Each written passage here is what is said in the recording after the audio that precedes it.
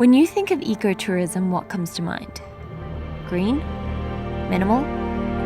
How do we travel with a conscious heart and be able to minimize our impact to the precious earth we call home? How do we take it all in, but also give back?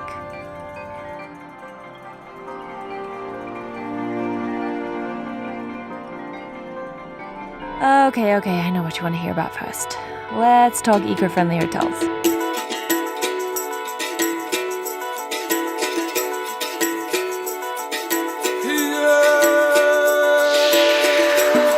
Many other hotels had locally sourced food or had their own sustainable farm enriched by recycled water.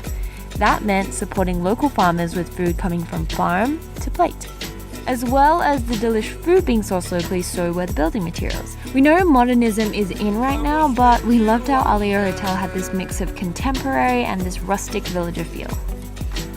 Gingango Lodge, some of the nicest hosts. Guys, we loved you and your adorable cat.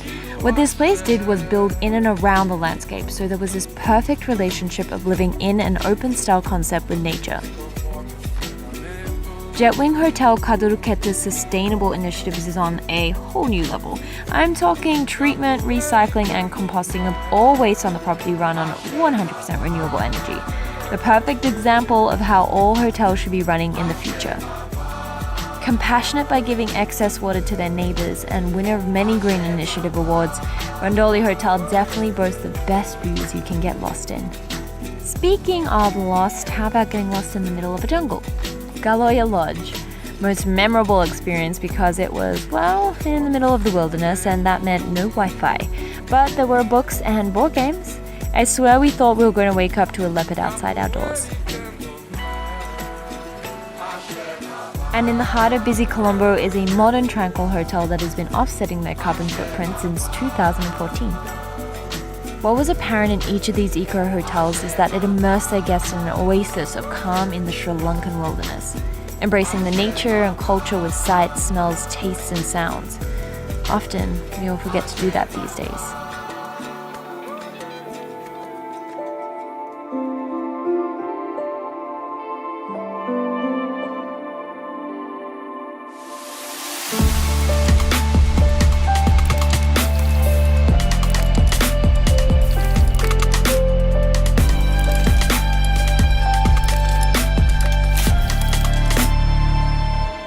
Bet you heard of elephants in captivity before.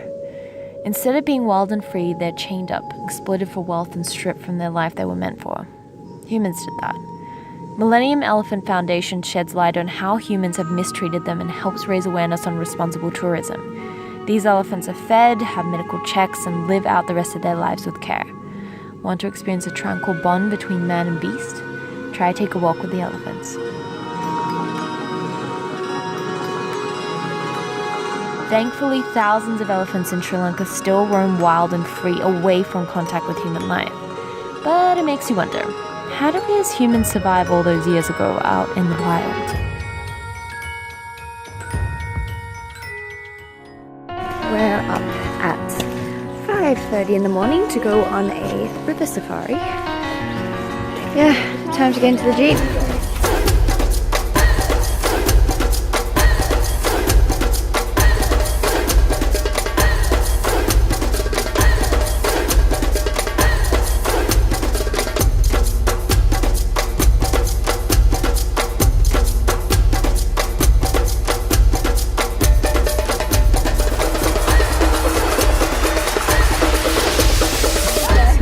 This fruit? It's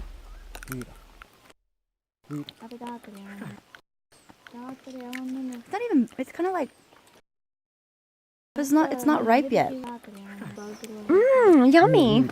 Yeah, so on this trip we seem to be constantly searching for food.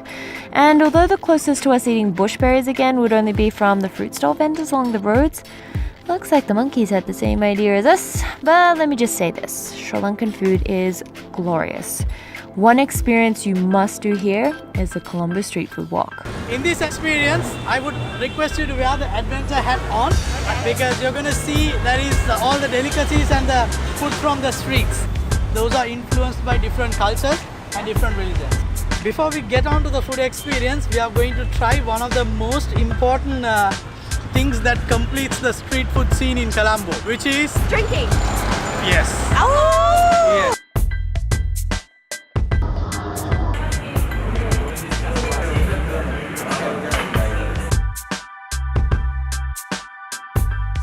Yep, and I'm drunk. Watch out for the traffic, kid.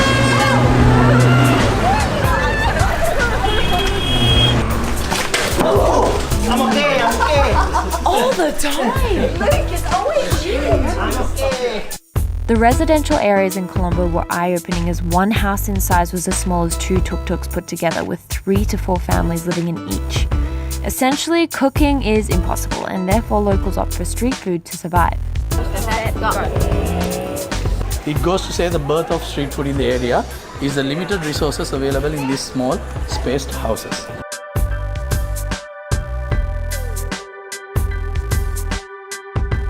I'm eating brain. Apparently wanted to do brain and I don't want to eat it. I'm down for brain. Maybe it's gonna make me smarter.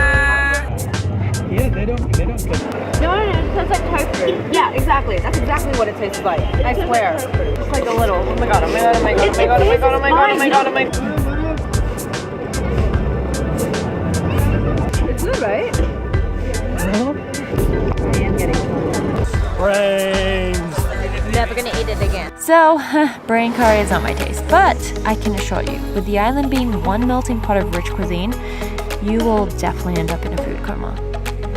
Pure chaos describes the traffic in Sri Lanka. With jams, constant beeping, and narrow roads, one of the best ways to see the city is in open air by tuk-tuk.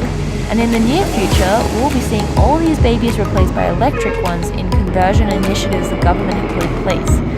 Oh my god, these are so much fun to ride.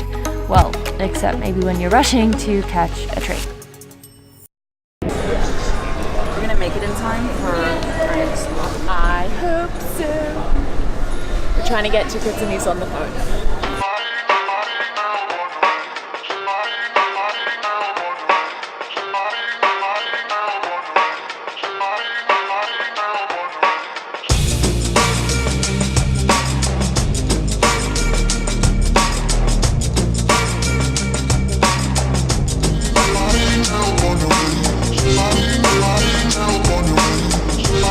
Picturesque ride through an urban jungle.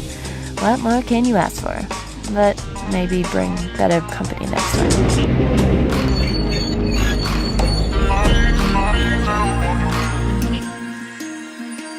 "70% of the population is Buddhist, traditions dating back more than 2,000 years. And the Temple of Truth, the house of an ancient relic that is said to be a tooth of the Lord Buddha, smuggled and hidden in the hair of a princess as she ran away from her father's kingdom. Up the stairs and to the top of the rock lies Dambulla Cave Temple. Sacred traditions and a strong spiritual presence drifts through the air like the burning smoke of incense. An apparent cultural vestige of the influence remains.